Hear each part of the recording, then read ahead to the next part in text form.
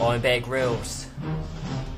I'm going to show you what it takes to get out alive from some of the most dangerous places on Earth.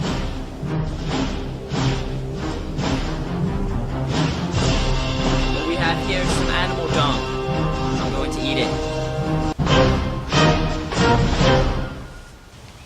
Hello there, I'm Bear Grylls. I've served in the British Special Forces and climbed the summit of Everest. Now I'm going to teach you how to survive in the Sahara Desert. Here in the Sahara, the days can get up to 120 degrees and the nights to -80. We're going to have to find shelter, food, and water to sustain us, me, till no one else is here, to sustain me until I find rescue. It does appear that we are not in the Sahara Desert, and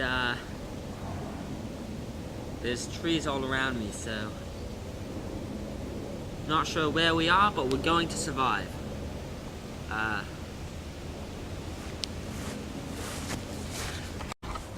So as we walk through the dark forests of the Sahara Desert, we're going to look for anything that could help to sustain life. As you can see here, we have moss growing on the ground. That means there's animals nearby. We can sharpen sticks, possibly use it to kill some animals. I'm going to start making a trap with some nearby sticks and leaves and such. Look what we found here. Wild Arizona bullfrog. And it's just hopping away from me. Now, such creatures are very dangerous because you could see by the spots on their back, they are highly poisonous. I wouldn't want to get on the wrong side of that.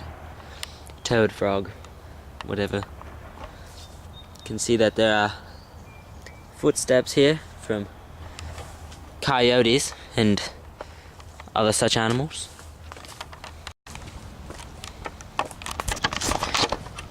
There's a lot of mosquitoes here, and one of the dangers is getting a mosquito-borne illness, such as West Nile. And to avoid that, we're going to make some mosquito spray. Now, I'm going to teach you how to do that with just the supplies in the forest. As you can see here, under this is a little frog. They're freaking everywhere. This is kind of annoying me.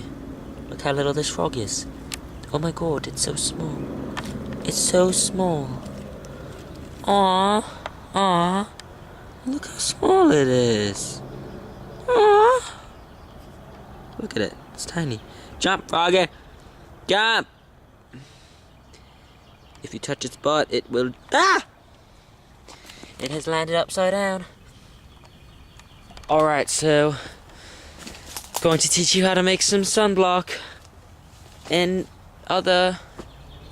I'm just going to get out of the woods so there's no mosquitoes. That's a better idea.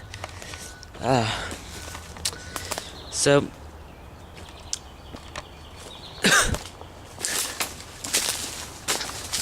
and we're saved. We are saved. Oh my. Seemed we've happened upon Mother Nature's own garden. As you can see here, no humans have lived here for over 700 years because we are in the middle of the Sahara, and still the garden flourishes. Let's see if we can find some food in the garden. There's a lot of bees. It's kind of scary. Yes, look here. We have some tomatoes. Ripe for the taking. Oh, nasty. I just ate several raw fish that I caught with my bare hands. Unfortunately, the camera battery died, and I had to recharge it via sunlight. you didn't catch that, but just ate it. Just ate some fish that I caught with my bare hands. Trust me on this one, guys. Wow, again the camera has unexpectedly died. What you missed this time is I saw a 9-foot tall grizzly bear, and I warded it off with nothing but my stare down. So that's pretty good accomplishment. And if the camera battery had not died again, you would have seen it only on Man vs. Wild. But I had to recharge the battery because it died. So I recharged it via sunlight again. So having a bit of bad luck here, and Harry Potter 7's coming out soon. Gonna see it at midnight with my Man vs. Wild friends. We're going to learn the ways of Harry Potter, and this is going nowhere. Alright, I found some sticks laying around the ground. I've assembled them in a line.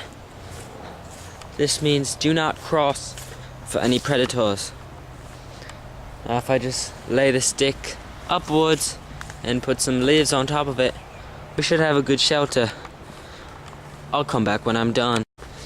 I've just constructed this shelter about 5 feet off the ground because here in the Sahara, the mountain lions can kill but cannot climb, if that makes sense. I've also constructed a ladder from mere leaves, as you can see. Alright, so we're inside the treehouse, and up here it's just very quiet, and we can really just stay. It's nights like these that make me really miss my family. Good thing I keep a picture of my beautiful wife in my pocket at all times. She's a real beauty.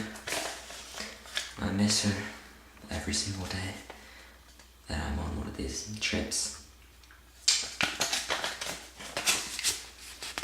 Here she is again.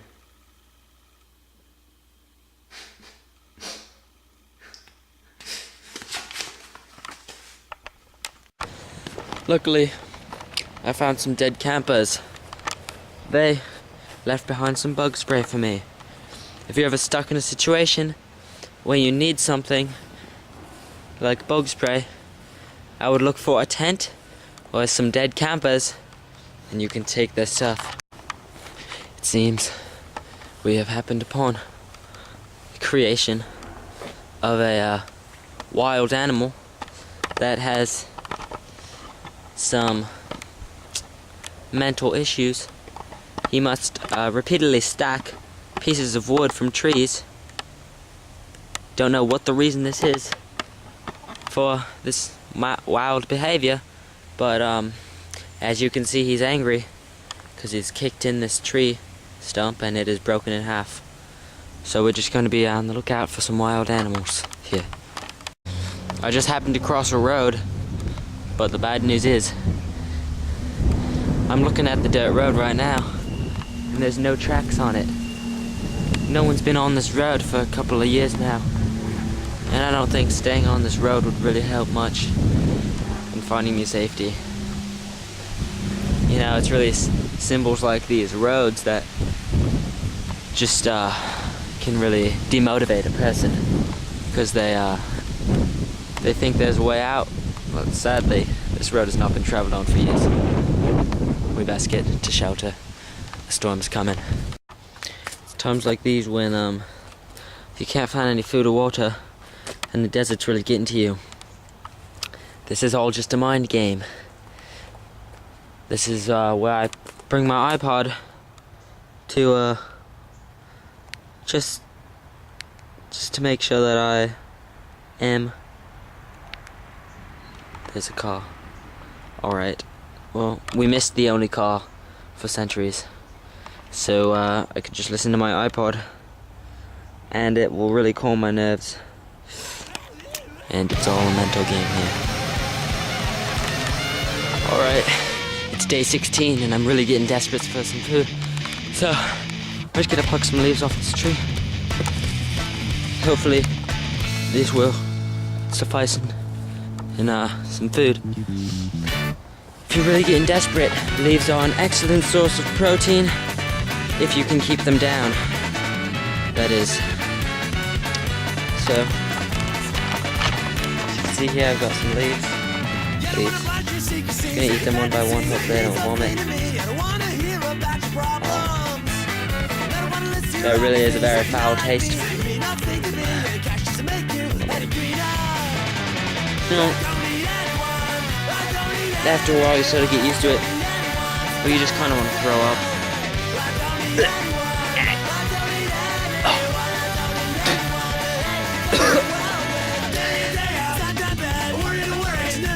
Some of that was actually a real gag, so I actually did gag. I was sort of afraid I'd actually throw up a little bit. That was disgusting. I wouldn't recommend eating plants. It's just gross.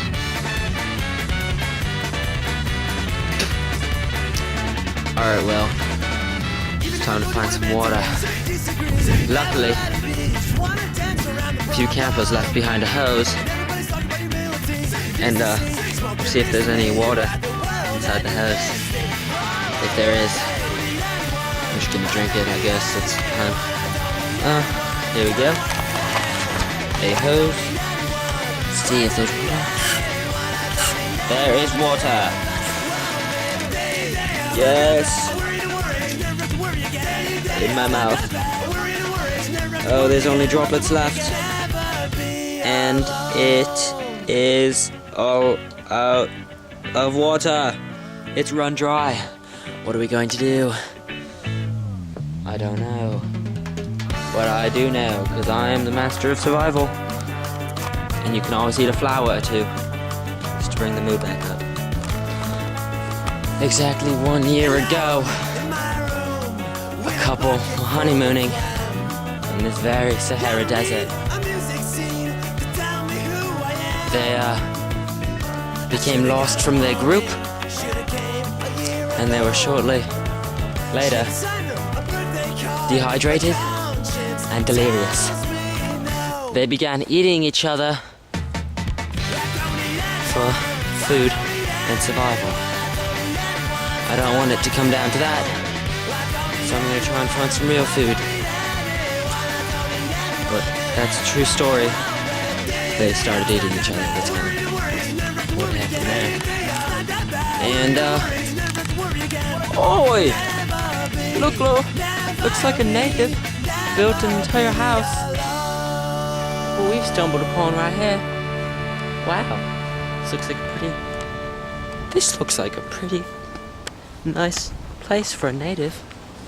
So we're just gonna walk inside and see, hopefully they won't attack us. Hopefully no natives are home right now. Wow, what? How lucky am I? Usually in the Sahara Desert, one wouldn't find a house. But, you know, happens. And all the doors are unlocked. Alright. I'm going to try and produce a fire, because we do need to survive. Now, this food is laced with poison. I'm pretty sure. And I haven't eaten for several days. Alright, looks like they have and I've done it. I produced fire. Looks like we'll be able to survive this time. Look at that. Wow.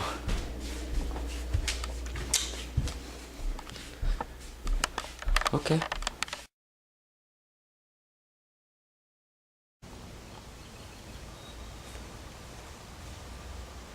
What we have here is some animal dung. I'm going to eat it.